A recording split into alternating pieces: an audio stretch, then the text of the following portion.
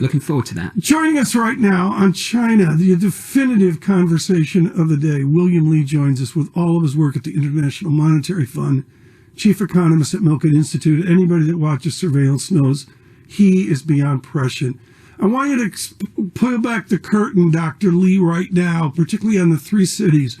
What's the level of sweat? What's the level of panic in Beijing? It is huge, John. And Tom, and when you were asking who's the policymaker in China, when you talk about state capitalism, there's only one policymaker, that's Xi Jinping. And when you have one policymaker who's interested in not only preserving the economy, but also preserving his own position and consolidating power, there's only one set of solutions, which is you gotta get the private sector under control. And that, unfortunately, is their Achilles heel, because right now, to restore the Chinese economy, to get youth unemployment down, to get growth going again, you need the private sector. But who in the private sector is going to trust the policies of the CCP? What is the importance of the dry up of investment from America, investment from the Western world? Within all the great work I've seen, Dr. Lee, the number one thing I'm focused on is we've lost our trust with investment in China. How important is that?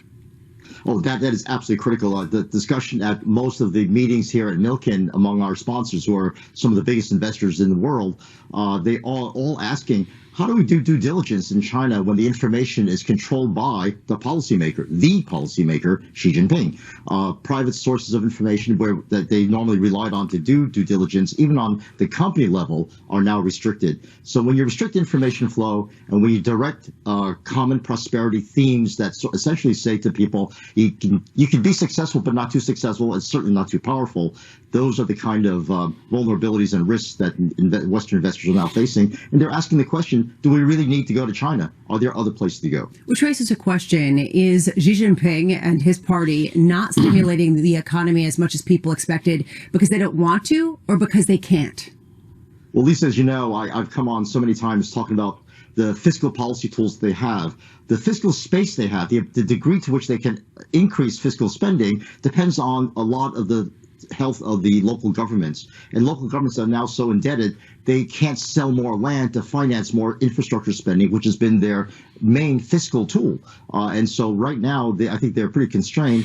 And when the renminbi is dropping like a rock, it's very hard for the central bank to be dropping interest rates. And so we have these 5-10 basis point moves that, I mean, this is truly a situation where monetary policy is pushing on a string. When everyone has lost confidence that the private sector can be survivable, we are asking them to go borrow money at even 5 or 10 basis points. That's not going to make any difference at all. When I talk with different investors, some of them say maybe this is actually a positive fit thing for the rest of the economy globally because this will import disinflation to the rest of the world. Do you buy this argument?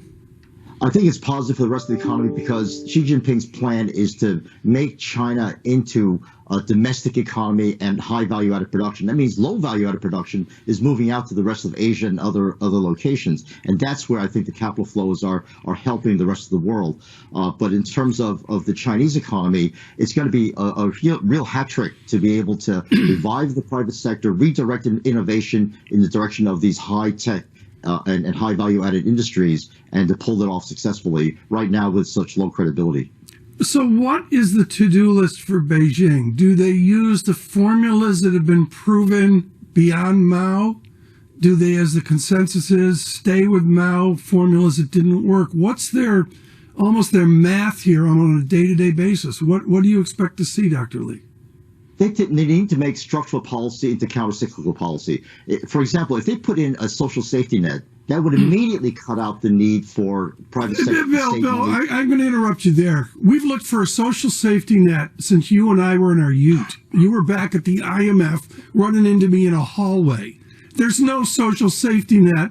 There's no dominant consumer. It's the same old for Beijing. Do they stay with that script or can they actually do something? If they don't change the script, then you're going to have these rising inequalities generate social unrest, and that's the last thing they are able to tolerate. So yes, you and I have talked about social. When I was mission chief at Singapore, I suggested social safety net for Singapore, and then 2 years later, they actually put one in. So maybe if we talk about it long enough, and they'll realize that it's either social safety net and allow people to feel safe, and they don't need to save as much for themselves, which means they consume more, or you get social unrest. And if those are the trade-offs, I think Xi Jinping will go towards safety nets. This is why that youth unemployment number is just so important at the moment. Bill, thank you, sir. Bill Lee there of the Milken Institute. If we played the game at the start of the year, what would be up more? The Hang Seng or the S&P 500? How many people would have said Hang Seng down 11% year to date, S&P 500 at 14? Some 25 points of outperformance on the S&P 500. Yeah, that's the way to look at it. What happened to China the differential reopening? Well, the China reopening has failed. And again, this is where the currency comes in. On radio, we're showing it right now on TV, 7.31 yuan per dollar. No one thought we would get to that. And I'm going to use this word carefully, devaluation. This is not a free float, in my opinion. And Dr. Rogoff can tell me I'm wrong. But the answer is this is a devaluation of the currency. And the number one sweat or panic I see is that's log convex right now. And that accelerates out 7.40. I'll let an adult tell me. But the answer is that's a single statistic to watch. The twin surprise of 2023 so far. Yeah. The underperformance, the downside surprise we've seen from China, and the outperformance, the upside surprises we've seen from the United States going into Jackson Hole later this week. And to take it even further to NVIDIA later this week, it's the 7, 8, 10 stocks here, the technological superiority of the U.S. right now versus